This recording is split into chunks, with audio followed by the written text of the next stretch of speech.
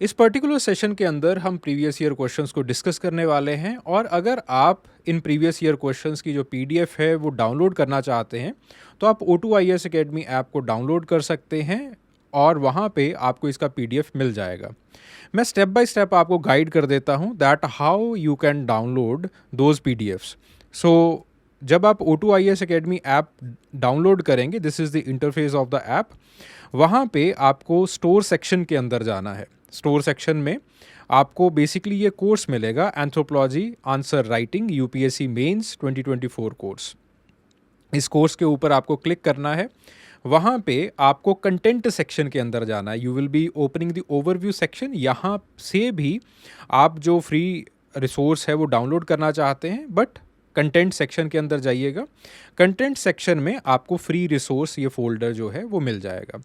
जो भी यहाँ पे पढ़ाया जाता है उसका जो पीडीएफ है that is freely available hair. ठीक है, तो वहाँ पे आप जाके फ्री रिसोर्स सेक्शन के अंदर आप इस फाइल को जो है वो डाउनलोड कर सकते हैं। And in addition to that यहाँ पे आपको जो वर्कशीट्स हैं वो भी प्रोवाइड की जाती हैं। और अगर आप हमारे साथ आंसर राइटिंग करना चाहते हैं तो आप इन वर्कशीट्स के अंदर दिए गए जो सवाल हैं उन सवालों को मुझे लिख के भेज सकते हैं। I will evaluate those questions and मैं उनका एवेल्युएटेड सोल्यूशन जो है वो भी आपको उसी के साथ भेज दूंगा। Explain the impact of the feminist movement on the universality of marriage and family structure. पहले इस चीज़ को समझते हैं that what does this universality means. Universality का मतलब क्या है। लगभग दोनों चीज़ें जो है वो इंटरचेंजेबली यूज़ की जाती हैं, यूनिवर्सल डेफिनेशन एंड यूनिवर्सैलिटी। ऐसा क्यों है? बिकॉज जिन लोगों ने पहली बार यूनिवर्सल डेफिनेशन देने की बात की या फिर देने की कोशिश की, जैसे मर्डॉक हैं, ठीक है, जैसे आपके पास इवन यूनिवर्सल डेफिनेशन देने की बात जो है वो LH मॉर्गन ने भी की है। तो इन सब लोगों ने वेस्ट की सोसाइटीज़ के अंदर, क्योंकि ये जन्मे थे और वेस्ट की सोसाइटीज़ के अंदर इनका काम बहुत ज़्यादा है, तो इन्होंने जो एक वेस्टर्न नोशन ऑफ मैरिज है उसको आगे रखा है। इवन नोट्स एंड क्वेरीज़ के अंदर भी आप देखते हो, या फिर आप जो है किसी इंसाइक्लोपीडिया के अंदर पढ़ते हो, या फिर आप किसी भी एक इंसान से बात करते हो जो कि मेन स्ट्रीम सोसाइटी से आ रहा हो, आप उससे बात करते हो कि अच्छा बताइए मैरिज क्या होती है, तो वो कहेगा एक मर्द और एक औरत के बीच में एक संबंध होता है जिसको सोसाइटी जो है वो लिजिटिमाइज मानती है और जिसके अंदर एक प्रोजनी का बर्थ होता है, उसको मैं मैरिज मानता हूँ। ठीक है, ऐसा क्यों है? बिकॉज कॉलोनियल मास्टर्स वेस्ट से आए थे, एथनोग्राफर्स वेस्ट से आए थे, तो उन्होंने एक यूनिवर्सल नोशन ऑफ मैरिज जो है वो डेवलप कर दिया। और ये यूनिवर्सल नोशन ऑफ मैरिज इतना ज़्यादा आगे चल के फैल गया कि इसी के ऊपर यूनिवर्सैलिटी ऑफ मैरिज बनी। ठीक है, इसी के ऊपर ये वर्ड बना यूनिवर्सैलिटी ऑफ मैरिज। अब देखो basically in the human race, if human race wants to propagate itself, obviously some और the other kind of marriage institution will be present. ठीक है, चाहे वो सिंपल मेटिंग ही क्यों ना हो, किसी ना किसी तरह का वो मेटिंग या फिर मैरिज इंस्टीट्यूशन प्रेजेंट होगा। प्लस अगर आप ह्यूमन चाइल्ड की बात करो, the human child is very fragile, तो उसको ज़रूरत पड़ेगी। ठीक है, गॉट द पॉइंट। तो आपके पास जो है वो कहीं ना कहीं मैरिज प्रेजेंट होती है, बट ये जो यूनिवर्सैलिटी और यूनिवर्सल नोशन ऑफ मैरिज है ये चैलेंज हो रहा है। सिमिलरली आपके पास बहुत सारे ऐसे फेमिनिस्ट मूवमेंट्स की वजह से ऐसे जो है स्ट्रक्चरल चेंजेस आ रहे हैं कि जो फैमिली का स्ट्रक्चर है, या फिर एक जो पहला नोशन हुआ करता था कि फैमिली स्ट्रक्चर ऐसा ही होना चाहिए, ऐसा ही होता है, वो जो है वो चैलेंज हो रहा है। उसी के इम्पैक्ट्स को जो है वो हमें समझना है। Got the point? समझ में आ रही है बात? ओके, देन उसके बाद इंट्रोडक्शन।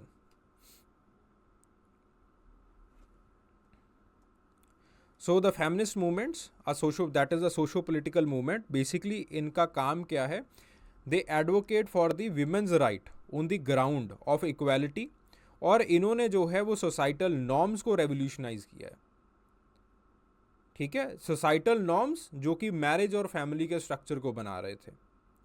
ठीक है, तो इसी की वजह से जो ट्रेडिशनल मैरिज फॉर्म्स हैं, फैमिली स्ट्रक्चर्स हैं या फिर ट्रेडिशनल कंसेप्ट्स हैं इनके, वो जो है वो चेंज हो रहे हैं। ठीक है, वही चीज जो है वो यहां पे लिखी है, pushing the boundaries of what they were once considered as universal.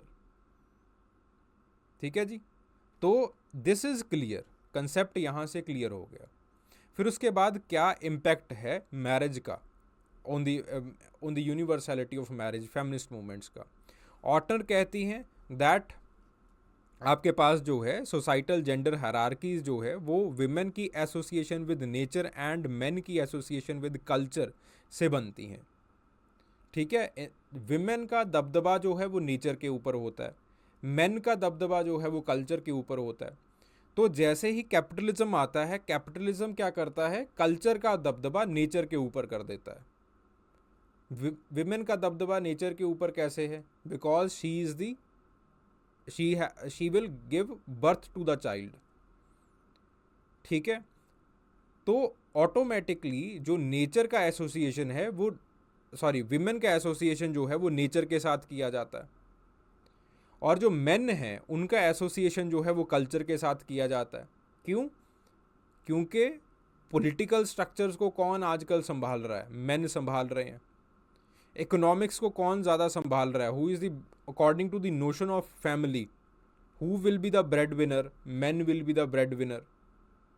ठीक है, तो शेरी बी ऑटनर कहते हैं कि कैपिटलिज्म के अंदर या फिर एक कैपिटलिस्टिक सोसाइटी के अंदर कल्चर को जब हम नेचर के ऊपर रख देते हैं कि आपके पास कल्चर का काम ही है नेचर को एक्सप्लॉइट करना, तो आपके जो मेन का दबदबा है वो विमेन के ऊपर हो जाता है।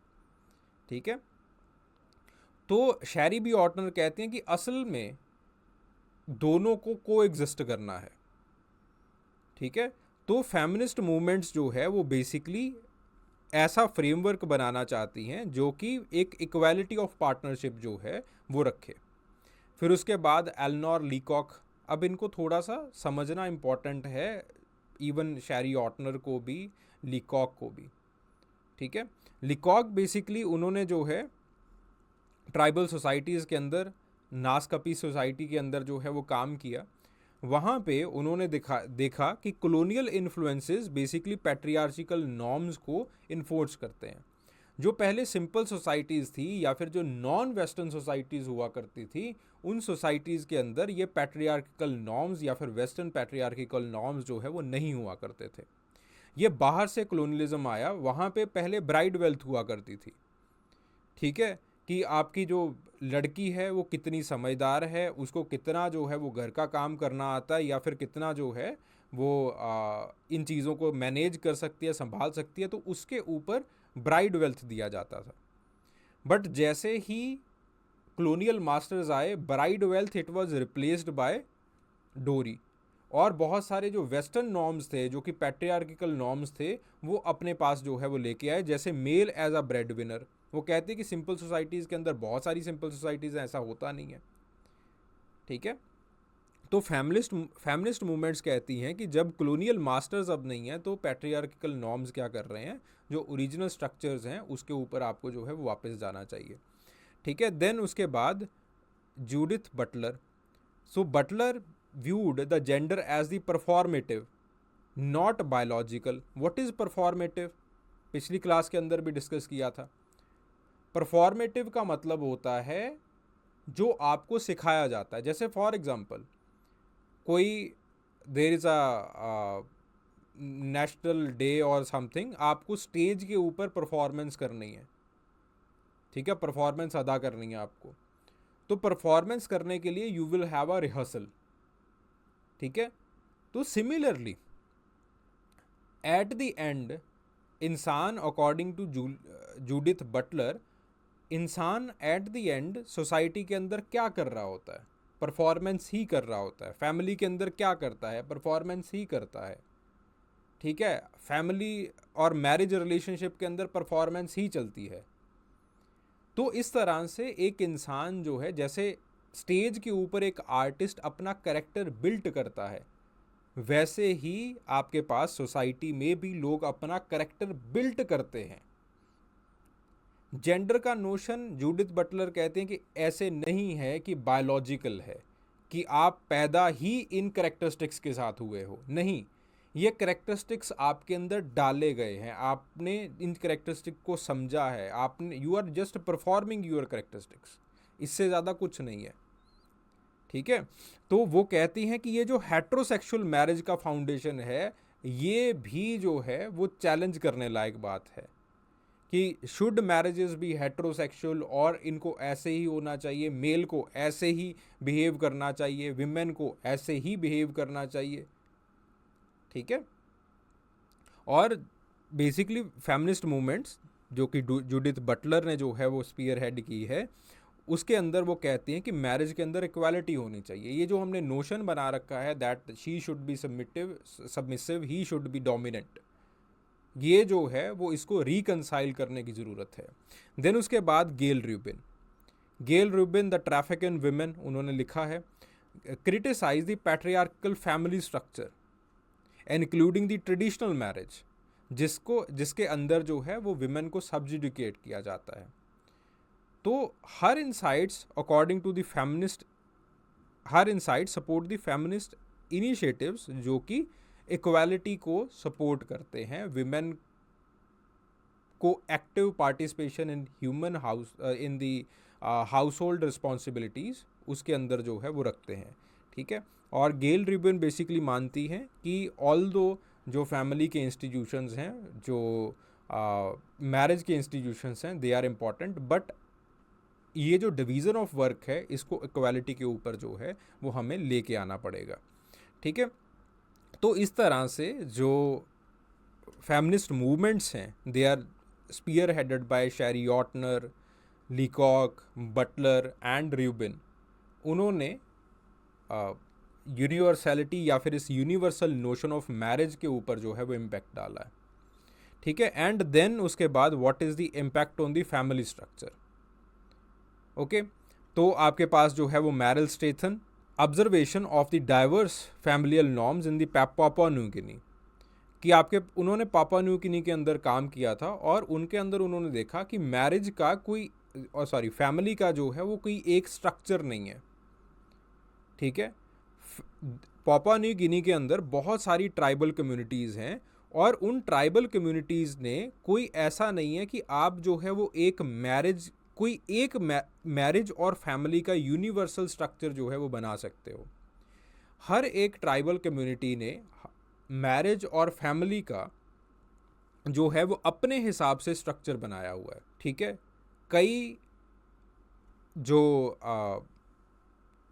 ट्राइब्स हैं उनके अंदर मैट्री ड्रिवन फैमिली स्ट्रक्चर है, कईयों के अंदर पैट्री ड्रिवन फैमिली स्ट्रक्चर है, कईयों के अंदर single पेरेंटशिप it is also legitimised, कईयों के अंदर जो है वो आपके पास जो फैमिली से बाहर भी जो है वो जो शादी होती है दैट इज़ ऑल्सो लेजिटिमाइज्ड।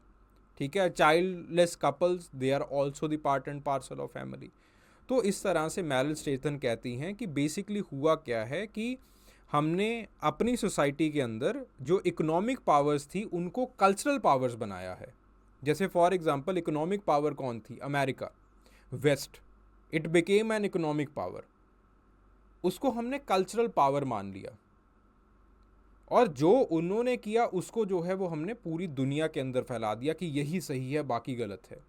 तो वो कहती हैं कि आपके पास जो डेफिनेशन ऑफ मैरिज है, स्ट्रक्चर ऑफ मैरिज है, it should encompass everything, single parent family, आपके पास LGBTQ families, everything should be there. ठीक है, similarly Michelle Rosaldo study of the gender roles in the Ilongot family, it revealed कि आपके पास जो ट्रेडिशनल सेपरेशन ऑफ स्फीयर है, ठीक है, कि विमेन जो है वो डोमेस्टिक हाउस होल्ड्स ही कर सकती हैं, जो मेन हैं उनको बाहर जाके काम करना पड़ेगा, ऐसा जो है वो नहीं होना चाहिए। आपके पास इक्वालिटी होनी चाहिए, रोल्स एंड रिस्पॉन्सिबिलिटी का डिवीज़न तो ज़रूर होना चाहिए, बट आपके पास यही रोल विमेन को दिया जाएगा ऐसा नहीं होना चाहिए। ठीक है, तो family is basically an institution, according to Rosaldo, that should be very adaptive. अगर कल्चर सर्वाइव करना चाहती है तो फैमिली को अडेप्टिव होना पड़ता है according to the needs of the society. ठीक है, तो जितना फैमिली ज़्यादा अडेप्टिव होगी, जैसे फॉर एग्जांपल आजकल ज़रूरत पड़ रही है कि विमेन जो है वो घर का खर्चा चलाने के लिए बाहर निकलें, तो आपके पास जो है इट शुड बी अडेप्टिव। उन ट्रेडिशनल स्फीयर्स, ट्रेडिशनल नॉर्म्स के अंदर उसको नहीं रहना चाहिए। और इससे जो है वो हम देख रहे हैं, इसके कारण भी हम देख रहे हैं कि फैमिली का स्ट्रक्चर जो है वो चेंज हो रहा है। देन उसके बाद डेविड श्नाइडर, उनकी रिसर्च अमेरिकन किनशिप के ऊपर है और उन्होंने बेसिकली कहा है कि फैमिली किसके ऊपर बनती है? फैमिली बनती है लव के ऊपर, on the symbol of love rather than the biological ties. उनका काम जो है वो ब्लैक अमेरिकन्स के ऊपर है शिकागो के अंदर। वो कहते हैं कि ब्लैक अमेरिकन की फैमिलीज जो हैं वो they are way different from what white had और वाइट हैव। ठीक है, जो वाइट्स की फैमिली है, काका साइड फैमिलीज हैं, तो वो कहते हैं कि ब्लैक्स की फैमिली के अंदर लव को बहुत बड़ा जो है वो दर्जा दिया जाता है। इवन इफ आपके पास जो है वो ग्रैंड पेरेंट्स आपसे अलग रह रहे हैं, या फिर कोई और इंसान है जो कि नेबर के अंदर रह रहा है, जो कि आपके बच्चों को बहुत प्यार करता है, या फिर आपका जो है वो अच्छा संबंध है उसके साथ, तो उसको भी फैमिली के अंदर मान रखा जाएगा। उसको भी जो है वो वही फैमिली वाला दर्जा दिया जाएगा जो कि बाकियों को दिया जाता है। So David Schneider challenges this biological notion of family और biological division of labour in the family. वो क्या अगेन वही बात करते हैं दैट फैमिली लव के नोशन के ऊपर बनती है और it is not strictly tied with the biological ties. तो जब फैमिली अपने आप में एक क्रिएटेड नोशन के ऊपर बन रही है, क्रिएटिव नोशन के ऊपर, love is a creative notion, ठीक है, उसके ऊपर बन रही है, तो आपके पास जो है वो बायोलॉजिकल, हम कैसे मान सकते हैं कि ये जो डिवीज़न ऑफ लेबर है वो भी बायोलॉजिकल है। ठीक है, so there should be emotional equality. और सबसे जो इम्पॉर्टेंट चीज़ है जो फैमिली को बनाती है, that is only the emotional and the social bonds. वो रहने चाहिए, बाकी फैमिली का स्ट्रक्चर कैसे भी चेंज हो जाए अकॉर्डिंग टू द नीड्स, उसको चेंज होना चाहिए। ठीक है, देन उसके बाद Annette Weiner, again women's role in the Trobriand society के अंदर जो है वो फोकस करते हैं और वो दिखाते हैं कि किस तरह से सोशल टाइज फोर्ज करने का जो जिम्मा है वो उसके अंदर विमेन भी लेती हैं। जब आपके पास कुला एक्सचेंज हो रहा है तो जो कुला पार्टनर घर पे आता है उसको घर पे ठहराने की जिम्मेदारी और उसी के साथ उसकी जो बाकी पीछे लोग हैं उसको गिफ्ट देने की पूरी जो जिम्मेदारी है वो विमेन की होती है। ठीक है, तो एनेट वीनर कहती हैं कि विमेन का बहुत बड़ा रोल रहता है सोशल अलायंस को फोर्ज करने में। वेस्टर्न सोसाइटी में हम क्या देखते हैं कि जितना भी पॉलिटिकल काम है वो मेन संभालते हैं। ठीक है, लेकिन यहाँ पे एनेट वीनर कहती हैं कि विमेन का भी वही रोल है, विमेन का भी मेन के साथ साथ उतना ही बड़ा रोल रहता है। तो इस तरह से एनेट वीनर कहते हैं कि जो हमने ये यूनिवर्सल मॉडल्स बना रखे हैं सोसाइटी के, या फिर ये यूनिवर्सल सोसाइटल नॉर्म्स बना रखे हैं फैमिली के अंदर कि family should be male centred, ये बिल्कुल बात गलत है। और the politics should be male centred, ये बात जो है वो बिल्कुल गलत है। ठीक है, तो हमने एक केस स्टडी की है नॉर्डिक कंट्रीज़ की, लाइक स्वीडन, नॉर्वे, कि किस तरह से जेंडर इक्वालिटी जो है वो आपके पास फैमिली के अंदर आ रही है। रिसेंटली हम देख रहे हैं और एक्टिवली हम इस चीज़ को देख रहे हैं कि हर एक सोसाइटी अपनी अपनी नीड के हिसाब से मेन और वीमेन को इक्वल दर्जे देने की बात कर रही है। ठीक है, in contrast the countries like India, feminist movements, it have fought against the patriarchal norms like डोरी, women rights, etc etc। ठीक है, यूनाइटेड स्टेट्स के अंदर जो है वो फेमिनिस्ट मूवमेंट्स जो है वो सेम सेक्स मैरिज को लिजिटिमाइज करने की बात कर रही है। तो इस तरह से फेमिनिस्ट मूवमेंट ने अलग अलग कंट्रीज़ के अंदर अलग अलग जो अपना प्रभाव है वो डाला है. Obviously it has challenge the traditional structure of family as well as marriage. ठीक है, तो अलग अलग लोगों ने अलग अलग टिप्पणियाँ दे के क्यों चेंज होना चाहिए और चेंज कैसे होना चाहिए उसकी बात जो है वो की है. ठीक है, गॉट द पॉइंट. भाई बात समझ में आ रही है. यहाँ पे इन कुछ लोगों का नाम जो है वो लिखना इम्पॉर्टेंट है. ठीक है, लिकॉय, बटलर, रूबिन, ये थोड़े से इम्पॉर्टेंट हो जाते हैं. Students, I hope that you enjoyed the discussion. अगर आपका कोई भी डाउट होता है, कोई भी क्वेरी होती है regarding what we have just discussed in the previous year question, तो आप कमेंट सेक्शन के अंदर अपनी क्वेरी, अपना जो भी डिस्कशन है, जो भी डाउट है, वो आप मेरे साथ शेयर कर सकते हैं. And for sure I will revert back. Thank you.